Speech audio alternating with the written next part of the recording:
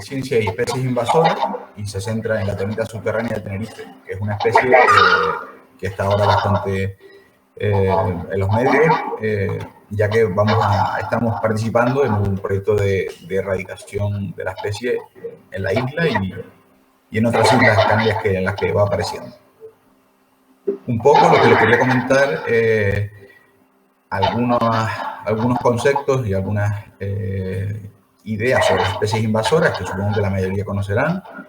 Después, más específicamente de la termita, tanto para que la conozcan mejor, para que vean por qué es invasora y causa estos daños, y un poco para que puedan identificar algunos caracteres de la especie. Ya verán que es bastante fácil porque no se parece nada a las otras especies que hay presentes en Canarias, y así además que pueden contribuir a detectar algunos focos nuevos que van apareciendo y que solo es posible con la ayuda ciudadana, ¿no? Y por último, ver qué puede aportar la ciencia, qué se puede aportar desde el instituto para gestionar estas especies invasoras, ayudar a eliminar alguna población cuando sea necesario y digamos, tanto ciencia básica, que ya vemos que es importante, como ciencia aplicada. Bueno, como definición, las especies exóticas invasoras son aquellas especies que no son originarias de Canarias, que son de fuera, pero que además se han establecido en nuestro territorio, en zonas naturales o seminaturales, es decir, que han salido de lo que es la zona más urbana y que producen un daño a las islas, ¿no? Esto tiene un factor de cambio, ya que su presencia modifica la presencia y la salud, digamos, de otras especies que están en la comunidad, y acaba afectando normalmente a la biodiversidad propia del archipiélago. Vale, son de fuera, por tanto, digamos, sin la mano del hombre no pudieron llegar hasta aquí. Las especies, bueno, ya veremos ahora, pero las especies, cada especie tiene una capacidad de dispersión, una capacidad de moverse de un lado hacia otro y conquistar nuevos territorios. Pero al estar en una isla, muchas especies no pudieron llegar y estas especies de fuera llegan de la mano del hombre por mercancías, en barcos, en aviones, ya sea de forma voluntaria, como plantas para jardinería, como animales para mascotas, para consumo humano, etcétera, o de forma involuntaria, ya que muchos plantas y animales se meten sin querer en mercancías, cuando trasladamos plantas, por ejemplo, y hacemos que lleguen a otros lugares. Aquí pueden ver algunos ejemplos, la cotorra de Cramer, que en los últimos años se ha extendido mucho por las islas, especies de zonas acuáticas que también pueden ver que algunas, por ejemplo, la cotorra se trajo como mascota o para zoológicos, igual que la tortuga o la serpiente. Por ejemplo, el cangrejo americano de río se trajo para consumo, se traían vivos para cocina, y bueno, hay gente que decidió soltarlos en charcas para después pescarlos, ¿no? Y bueno, y el rabo de gato, que todos lo conocen, que se trajo para jardinería. Bueno, como obviamente todos saben, Canarias es un archipiélago volcánico, y lo que le comentaba de las especies nativas, es un archipiélago volcánico, por tanto surge del fondo del mar, la lava, digamos, que es inerte y con el paso del tiempo se va acumulando en el suelo, y las especies que por sus propios medios puedan llegar a las islas, sobre todo del continente africano o europeo, que es lo más cerca que tenemos, sobre todo por las corrientes marinas y de viento que facilitan la llegada de esas especies. A lo largo de estos millones de años que las islas están emergidas, van llegando y se van estableciendo una serie de especies en las islas.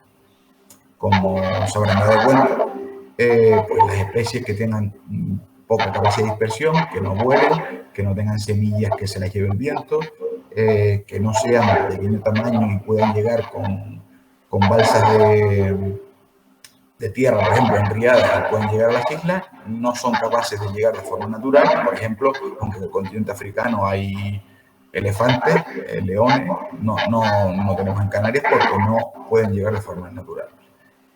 Que eso es lo que sería una especie nativa de las islas, que es capaz de llegar por sus propios medios.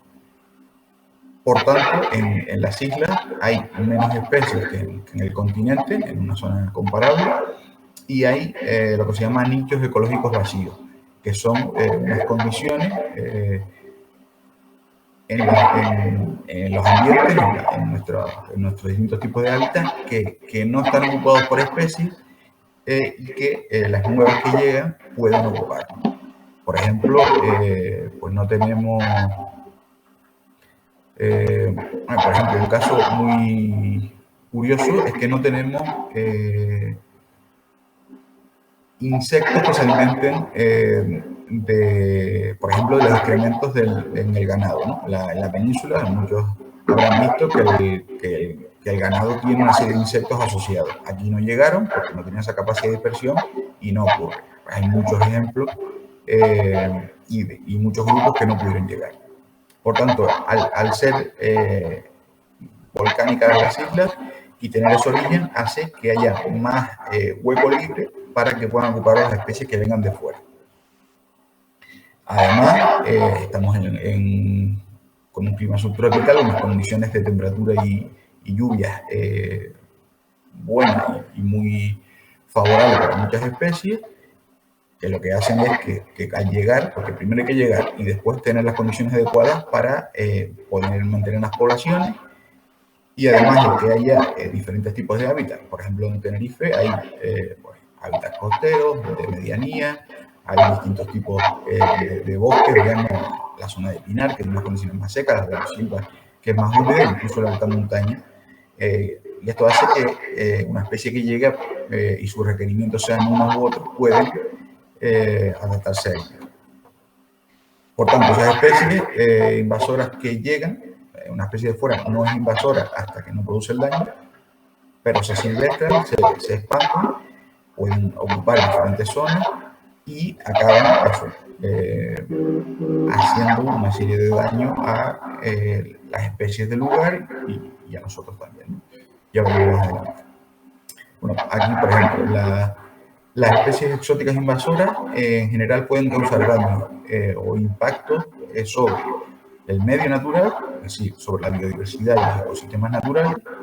Las especies que llegan pueden depredar, se pueden comer a otras especies presentes en Canarias, que además de no estar acostumbrados a esos depredadores, pues no tienen defensas para luchar contra ellos. Y son muy vulnerables y suele ocurrir que las especies propias de aquí se ven afectadas y sus poblaciones descienden. Ocurre lo mismo con la competencia. Puede llegar una especie, bueno, las especies exóticas invasoras en general, como ya veremos con la tormenta después, tienen unas condiciones que les permiten ser mejores competidores que otras especies y por lo tanto las desplazan, ¿no? Entonces ya puede ser por depredación, como comentaba, por competencia, le quitan el alimento, el espacio donde vivir y se ven afectadas, alteran el hábitat, obviamente, y lo modifican. Por ejemplo, el barro de gato, como habrán visto, cubre superficies muy grandes y impide que otras especies de plantas puedan vivir allí y ocurre lo mismo con los animales, por ejemplo, que estaban o que deberían vivir asociadas a esas especies de plantas que no pueden estar. También pueden traer enfermedades y parásitos consigo que afecten a otras especies nativas y provocar declives en esas poblaciones. Al mismo tiempo hay daños socioeconómicos. Nos afectan a nosotros, a las personas, y económicamente, sin duda, la mayoría de daños que producen, bueno, ya hablamos con el caso de la termita, pero pueden producir daños en estructuras, daños de no poder cultivar en una zona, en el caso de plantas.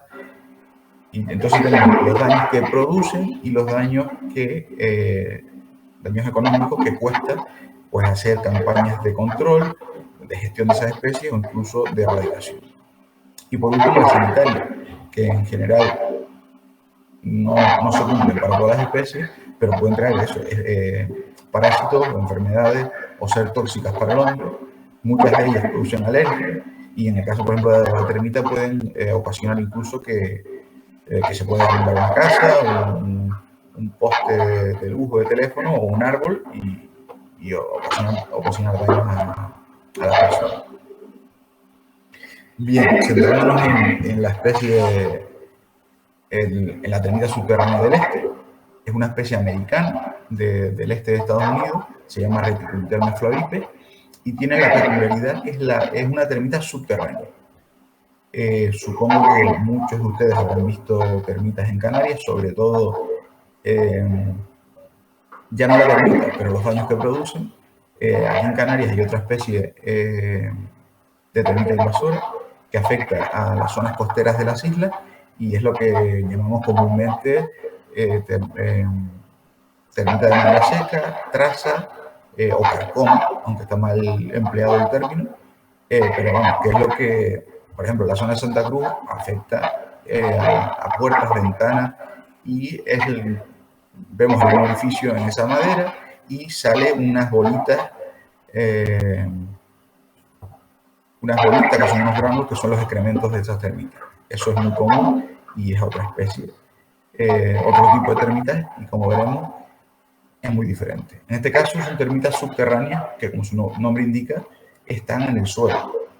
Y en este caso es de las más dañinas del mundo. Las termitas son insectos sociales, como lo pueden ser las abejas o las hormigas. Es decir, viven en una sociedad, en una especie de familia que está estructurada en distintas castas, que son distintos tipos de organismos, o sea, de individuos de la colonia, con formas distintas, morfológicamente hablando, y con funciones distintas. Aquí pueden ver arriba a la izquierda las obreras, bueno, con un grupo de huevos también, pero las obreras que se encargan de buscar alimento y alimentar a otros organismos de la colonia que no tienen esa capacidad, como pueden ser, por ejemplo, los soldados, que están a la derecha, que tienen esas mandíbulas alargadas que no le permite morder la madera para alimentarse y, por ejemplo, las obreras les dan de comer. Y ellas se encargan, los soldados, de defender la colonia, si hay alguna rotura de alguna galería o lo que sea, ellas salen a defender y a hacer que no puedan entrar depredadores en las distintas galerías y cámaras de la colonia. Y en la parte baja hay distintos tipos de reproductores. En el medio tenemos la reina, que tiene un abdomen muy largo porque puede producir una cantidad muy grande de huevos.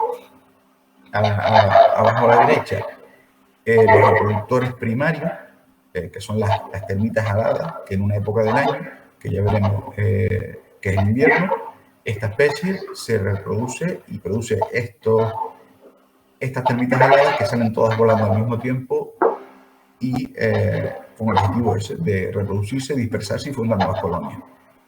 El rey, que sería el macho de la pareja reproductora,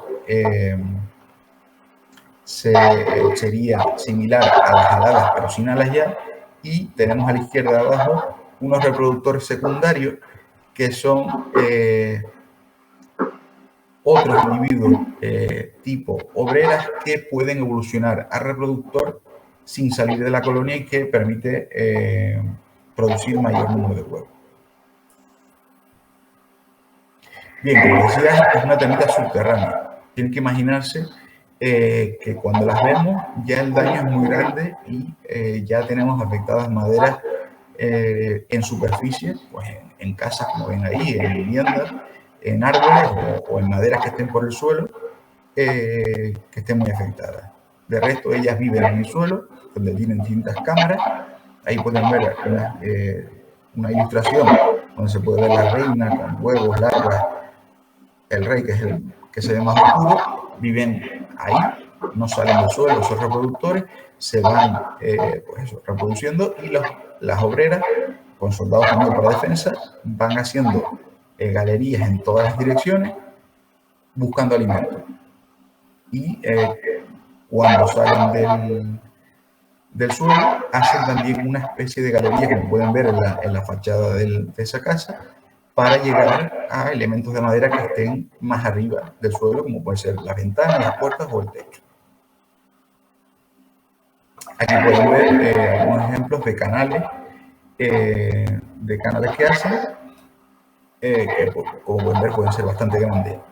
No lo que comentaba antes de que las termitas de madera seca que tenemos en las zonas bajas, poniéndose puertas y ventanas, si rompemos un poco, salen esos excrementos, esas bolitas. En el caso de las termitas subterráneas no tienen esos excrementos visibles, ya que usan el excremento que producen y el barro de la tierra, ya que están en el suelo, como comenté, para hacer estos canales para llegar a partes más altas donde hay elementos de madera que comerse. Bueno, esto es muy importante porque esto es una de las claves que nos permiten identificar sin ver las termitas que se trata de una termita subterránea, y es muy importante que ustedes, por ejemplo, si lo ven, avisen para saber que hay un foco nuevo de termitas en esa zona. Aquí, por ejemplo, ven ese canal cortado en una parte y pueden ver cómo las termitas pasan por el interior. Aquí se pueden ver dos termitas que intentan salir, ¿no? Se llaman canales de progresión. ¿Por qué sirven para eso? Para progresar hacia la superficie normalmente y el exterior y poder llegar a otros lugares. Bien, como comentaba antes de las especies invasoras en general, tienen una serie de características que le permiten ser más eficaces que otras especies, expandirse más y competir mejor con otras especies y desplazarlas. En este caso, la termita subterránea tiene una gran tasa de reproducción, como comentaba, la hembra con una gran cantidad de huevos, pero además tiene otros reproductores que se unen a ella y pueden aumentar el número de huevos. Las especies invasoras se comportan como invasoras en los lugares que invaden. Esta es una especie americana, allí no es invasora ni produce daños tan graves como las zonas que invaden. Allí las colonias suelen ser de una pareja y pues varios cientos de miles de termitas que están en zonas naturales, en bosques, y pueden producir daños cuando se encuentran con zonas urbanas, pero en las zonas que invaden es mucho peor. Los reproductores secundarios están en mayor número, ponen mayor número de huevos, por tanto, y el número de termitas es mayor. A diferencia, por ejemplo, de la termita de la carcoma que comentaba, que tenemos en las zonas bajas de la isla, estas tienen millones de termitas por colonia. Entonces, el daño que pueden producir no es comparable, es mucho mayor en el caso de la termita subterránea. Además, por las temperaturas que tiene la isla y las condiciones de la especie puede vivir entre 3 y 35 grados. Por lo tanto, puede vivir, si llega, en cualquier parte de la isla. Pero, eso sí, prefiere zonas que tengan humedad en el suelo, ya que la usan para hacer esos canales que he comentado, y altas temperaturas, porque al tener altas temperaturas, la tasa de reproducción y de actividad es mayor, entonces comen más, se reproducen más y pueden expandirse por el territorio más rápido. Y además tienen la característica que tienen un área de forrajeo, es decir, un área en la que buscan alimento. Si se imaginan el esquema caminante de una colonia en el suelo, un nido con termitas, que no lo podemos ver porque están debajo del suelo, pueden hacer galerías en todas direcciones y abarcar hasta 90.000 metros cuadrados, que puede tener 300 metros de largo, ¿no? en línea recta. Y como comentaba, esto es así, ocurre que tiene unas colonias muy grandes en las zonas donde se introduce. Y todo esto lo que hace es que tenga una alta capacidad invasiva, y al haber llegado a Tenerife hace pues, al menos 20 años, pues se ha ido expandiendo por ciertos territorios. Bien, ¿cómo se dispersan por el territorio? Sabemos que llegaron a Canarias, a Tenerife, al menos hace 20 años, y llegaron a un punto. Cuando hablamos de mercancías, pues todas las mercancías o digamos, si viene legalmente, llega o por barco o por avión, ¿no? Y a partir de ahí, pues normalmente es probable que llegaran contenedores al puerto de Santa Cruz, y a partir de ahí, pues hayan repartido las mercancías y en este caso, pues llegaría a la colonia. Entonces, se estableció esa nueva población y a partir de ahí, con el paso de los años, se ha ido moviendo de un sitio a otro de las distintas formas.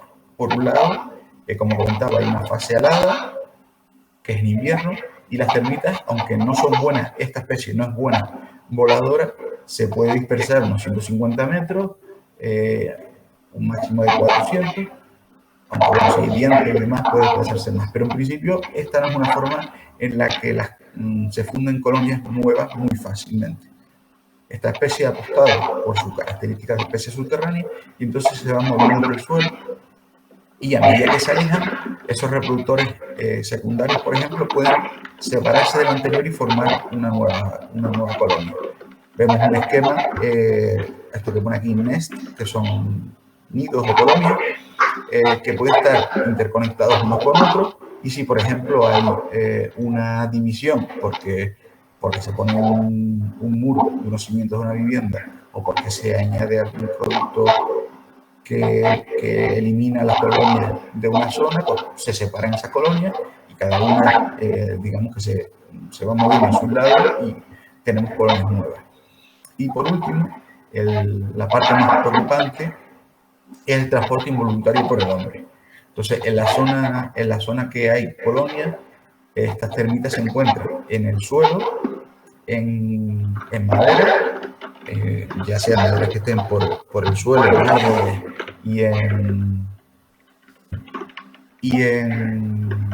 tierra, que si movemos cualquiera de esos elementos podemos hacer que llevarnos un mueble que esté afectado por termitas a otra vivienda, podamos originar un nuevo foco en otro lugar.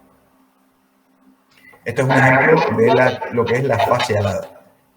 Es una gran cantidad de termitas que salen del suelo al mismo tiempo y que vuelan al mismo tiempo cuando sean las condiciones de humedad y temperatura adecuadas para reproducirse. Este es otro de los indicios que tienen que estar pendientes para, si ven algo así, avisar para identificar ese nuevo foco.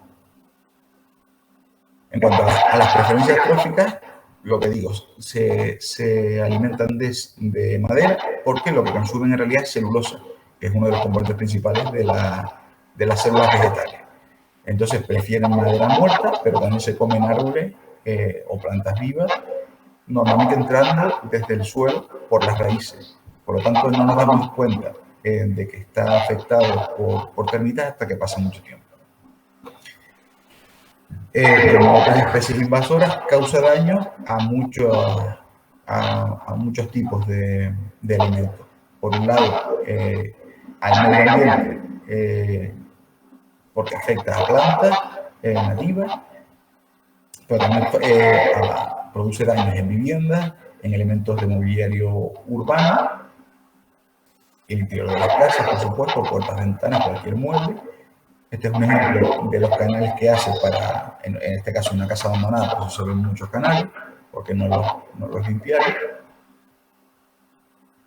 Puede tener problemas para la seguridad de las personas. Por ejemplo, aquí se comieron una viga que sujeta ese techo, con riesgo de derrumbe. Y lo que comentaba de árboles vivos, tanto plantas de jardín. Bueno, aquí, por ejemplo, pueden ver un canal externo en el árbol, ¿no? Se lo estaba comiendo por el interior y por lo que sea no podían seguir por el interior, hicieron un canal por fuera y volvieron a entrar. Son plantas que se comen en medio natural, como caballos y verodes. Cultivo, afecta a viña, en este caso como un ejemplo de una papa. Hay que tener en cuenta que es una plaga o una especie invasora que afecta al suelo y a todos los elementos que contengan madera y celulosa que estén en el suelo. También, por ejemplo, se pueden comer ropa si es de algodón, libros, etc. Daños económicos, como otras especies invasoras que comentaba, en cambio no está cuantificado, pero a nivel mundial los daños son de muchos billones de euros y de dólares. Por lo tanto, aquí estamos interesados en controlarla y, si es posible, erradicarlo para que los daños no sean muy grandes. A nivel de Canarias, de Tenerife, como decíamos, hay otras especies, que es importante no confundirlas. La principal diferencia es los canales que decía que producen y la ausencia de estos excrementos que producen las otras especies, ¿no? Que serían las termitas de madera seca, que viven solo en madera, nunca están en el suelo, y serían estos gránulos que les comentaba, estos excrementos. Y por supuesto también, si ven termitas voladoras, saber diferenciarlas de una hormiga. Las termitas, digamos, son planas y no tienen separación en todo el cuerpo, tienen el cuerpo sin estrangulaciones y tienen dos pares de alas del mismo tamaño, que las hormigas, por ejemplo, tienen una pequeña y una grande, como pueden ver aquí. Bien, entonces la parte importante de la identificación de las especies es que lo ideal es que avisen, que comuniquen si ven canales de barro o si ven esas grandes cantidades de termitas previas al vuelo, que es la fase alada. Y sobre todo si ven termitas, si pueden sacar fotos, si puede ser a los soldados mejor, y descartar que haya excremento. El proyecto lo está llevando coordinado con nosotros desde el CSIC y el Cabildo de Tenerife y Gobierno de Canarias, y lo está ejecutando la parte de inspecciones y demás, Traxatec, y el teléfono sería este que está aquí, 610 59 20 64, y el correo sería info.termitas@traxa.es. Cualquier cosa me pueden escribir a mí si tienen alguna duda. Y por lo último que quería comentar rápidamente es la parte que puede contribuir la ciencia en la gestión de especies invasoras. Por un lado, todos los avances y todo el conocimiento que se pueda conseguir de parte de en cualquier campo, en este caso las termitas, hemos investigado, por ejemplo, la parte de la reproducción, y sabemos que si cogemos un tronco y lo llevamos a otro lugar, puede haber una colonia que se funde por esas características biológicas que tiene la especie en ese lugar, y podemos conseguir, o sea, y hemos descubierto que no tarda, por ejemplo, 4 años en producir alados, como ocurre si se funde a partir de un vuelo, sino que puede producir reproductores alados y dispersarse ya el mismo año, ya que en ese tronco puede haber esos reproductores secundarios que comentaba. Entonces, cualquier conocimiento que podamos obtener, aunque al principio no pueda tener una aplicación concreta, con el tiempo es muy útil y nos puede ayudar. Y por otro lado está la ciencia aplicada, que es pues realizar ensayos que nos permitan resolver enigmas o dudas que tengamos de la especie o de su tratamiento o su gestión, para hacer que sea más eficaz. Por ejemplo, lo que se decía del número de termitas y extensión que tienen las colonias. En las zonas nativas son pequeñas, digamos, y se habla de que las zonas introducidas tienen un tamaño mayor y provocan mayor número de aves. Entonces, se puede hacer un estudio de campo capturando las termitas y, por ejemplo, tiñéndolas, un colorante, y aquí pueden ver abajo a la izquierda de color rojo, y entonces podemos buscar termitas por la zona y ver hasta qué distancia podemos ver termitas rojas. Y, por ejemplo, este estudio dio lugar de 1.700.000 termitas de una sola colonia y un área de unos 20.000 metros cuadrados. También podemos saber si ahora en los tratamientos que se van a hacer se va a utilizar un biocida en concreto. Bueno, se puede investigar qué métodos hay para eliminarlas y no provocar daños al medio ambiente, pero evitar daños al medio y a los ciudadanos. Se pueden testar tanto en laboratorio como en campo si el producto es adecuado y cuánto tiempo y cuánto producto es necesario para tratarlo y minimizar el daño. con las técnicas que explicó Antonio en una charla anterior, como resonancia magnética o HPLC, por ejemplo, se pueden seguir esas moléculas del biocida y ver si quedan restos en el suelo o en las plantas. Por ejemplo, es importante saber si se trata de una zona, si las plantas se pueden ver afectadas o no. Y lo mismo que con los cultivos. Si hay cultivos en la zona, se podrían consumir o no, haciendo ensayos en laboratorio, añadiéndoles el biocida, o en campo, analizando distintas, por ejemplo, aquí lechugas o cualquier otro cultivo, podemos ver si el biocida, queda restos de biocida en las plantas, en el suelo, demás, y saber, por ejemplo, si es importante no consumir algún cultivo de la zona que esté tratada o si por el contrario no nos afecta ni a nosotros ni a otros animales que haya por la zona, digamos. Y por último, se pueden hacer estudios aplicando técnicas genéticas, por ejemplo, para ver si hay daño en las comunidades antes y después de organismos que estén en el suelo de aplicar el biocida. También se puede hacer otra serie de cosas como ver si se pueden tratar esos suelos y descontaminarlos o frenar la fase alada.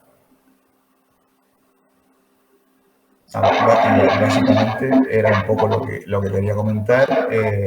Toda esta parte de ciencia puede mejorar la gestión de las especies invasoras y ustedes pueden también avisar si ven presencia de termitas subterráneas y contribuir a detectar estos nuevos focos. Muchas gracias y cualquier duda me pregunten.